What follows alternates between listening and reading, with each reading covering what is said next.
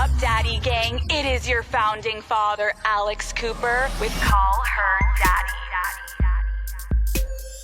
Rachael Kirkconnell, welcome to Call Her Daddy. Thank you. Hello, and welcome back to my channel. Today we're going to be talking about the Call Her Daddy podcast that was released last night with Rachael Kirkconnell about her and Matt James's breakup. Now, I picked out about 15 minutes of clips from that hour and a half long podcast that is the most important to this subject matter that I want to talk about and point out and give my opinion on. So bear with me because I am going to be showing you several clips from that podcast. I will tag Call Her Daddy below in the description so you can go watch the whole podcast if you would like to.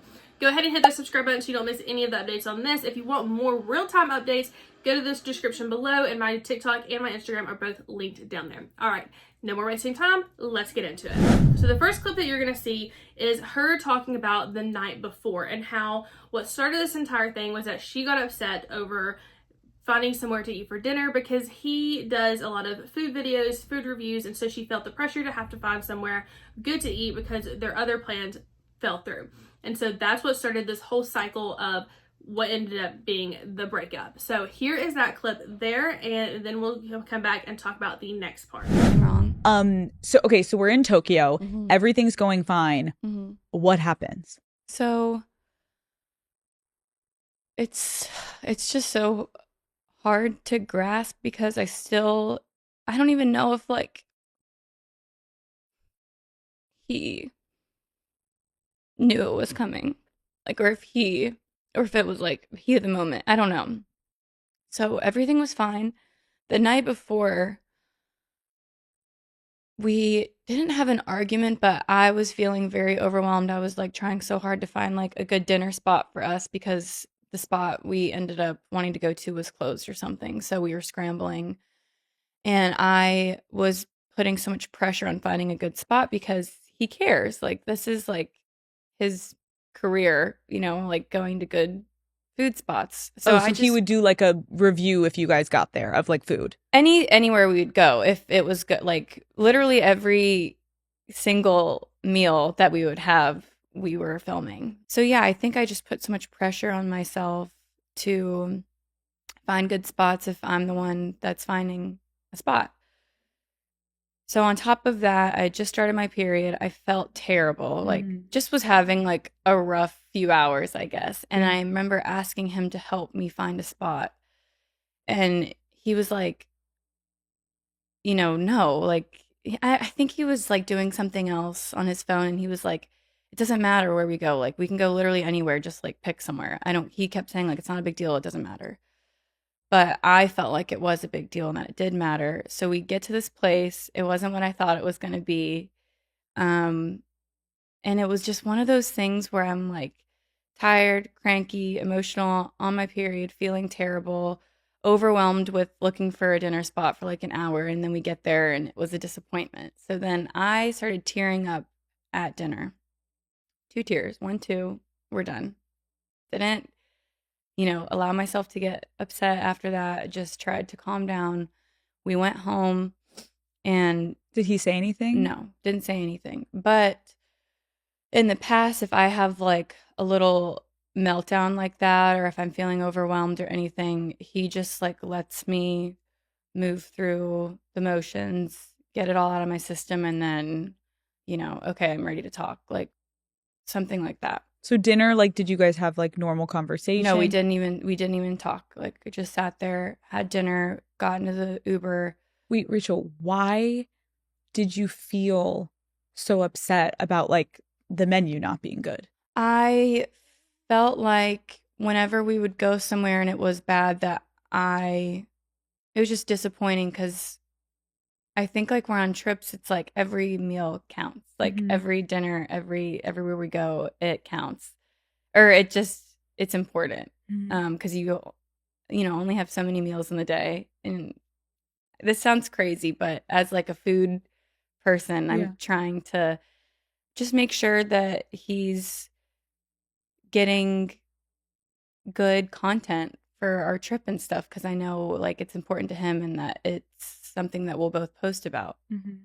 So I'm just feeling bad, I guess, that it was a bad spot. And then Are you feeling like you're disappointing him? yeah, I guess. Yeah, disappointing him, or just, yeah, like, I think he was just like, what is the big deal?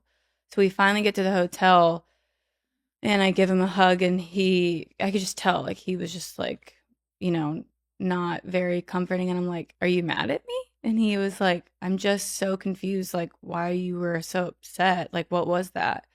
And I explained to him, I'm like, I felt like I had let you down. Like, I felt like that was disappointing, and I hate going to a place that isn't somewhere that like you could post about. I feel like it's a waste. And he just was trying to tell me like it's not that serious, like it's not that big of a deal. But then he was concerned about me getting so upset. He was like, that was like, there was no reason for you to get upset like that. And he found it concerning that I got that emotional, I guess. And so then and he just was trying to express to me, like, if you get emotional about little things like this, like, what is going to happen in life when something really terrible happens? Like, how are you going to be able to react to things that are actually really scary or disappointing or sad? And I think, like, I don't know, it just hurt to hear, because I'm like, I probably would react to things that are terrible in a sad way. Like, what do you mean? I don't know. It felt like I was being punished for crying. It was just so weird. I don't know. Still don't really know that whole situation. I just was really confused by his reaction. And in the past, like, how does Matt usually respond when you are upset? He'll let me, like, he'll give me my space. Do you want space? No. No, I don't. I like want to be comforted, but for some reason Matt always thought that I'd need space, and then we'd talk about it after, even though I would tell him like, I don't want you to like give me my space, because then I feel like I'm not getting any support, or like comfort from you. So the one thing that I found weird about this, and this is just me thinking out loud, this is not me, this is what happened, but it feels like to me, with how upset she got over the dinner situation, that maybe they've had issues with that in the past, of him being upset where she picks for dinner or needing to pick somewhere nice for dinner. That's just my opinion, or speculation. That's obviously not anything that she said, but it seems weird that she would get that upset about a dinner place not being good. But that's just my opinion. So next, they talk about the next morning and how everything seemed to be fine, other than he felt like irritated with her. This happens, and then is literally the next day the breakup? Yes. So you wake up the next morning. What are the vibes? Is he tense? Are you guys acting weird? Like, take me No. through that whole day. Everything was fine. Like, when we went to bed, he was saying like, it's okay, it's okay. So I just let it go. He let it go. It was totally fine the next day. A few days before, we're talking about how he feels lucky to have me as a partner, and that, there's just like so many qualities that he loves that I have, and that, we see relationships with other people where they deal with a lot, and or put up with a lot of things, and he's like, it's just so nice that, I just feel like very lucky that I can call you my partner. And that was so crazy to think, like, that was like 2 days before the breakup, and I just was being really quiet, and he was like, can I ask like why you're being so quiet? And I was like, I feel like you're irritated with me right now, and I don't really like want to say anything if I don't have to say anything, because I just don't want to bug you. Like, I just don't really want to chat right now if there's nothing I have to say, because I just want to try and like give you your space, because I feel like you're annoyed with me right now. And that is just like what opened up everything. And we had gotten into an argument right then and there, like walking in the street. We skipped lunch. We went back to the hotel and just ended up having like a bigger conversation. I think that's what I was saying. Like, can of worms where it wasn't a big deal. We were just a little irritated with another.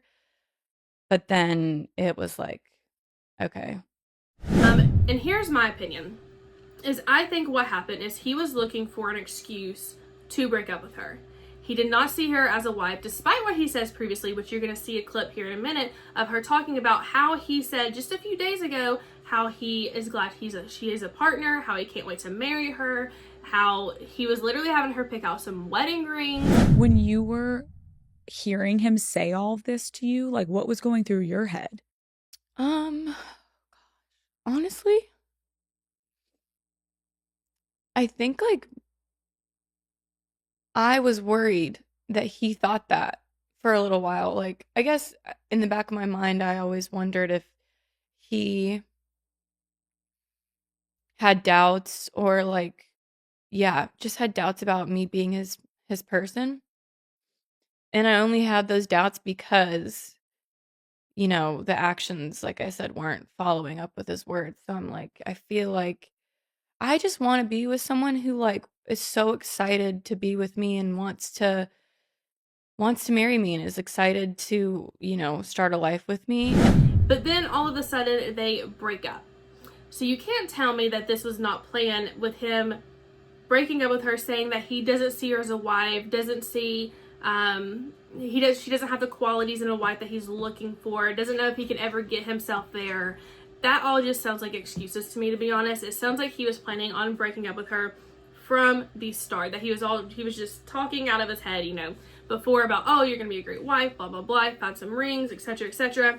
He was planning this all along. He never planned on being with her long term, in my personal opinion. It doesn't take away from the fact, Rachel, that like it seems like you were completely blindsided. I mean, yes, it was definitely out of nowhere. I don't think he was planning on doing it. I think that it was one of those things where he just came to this realization during our argument. I don't know. Can you share some of that? Yeah, I mean, he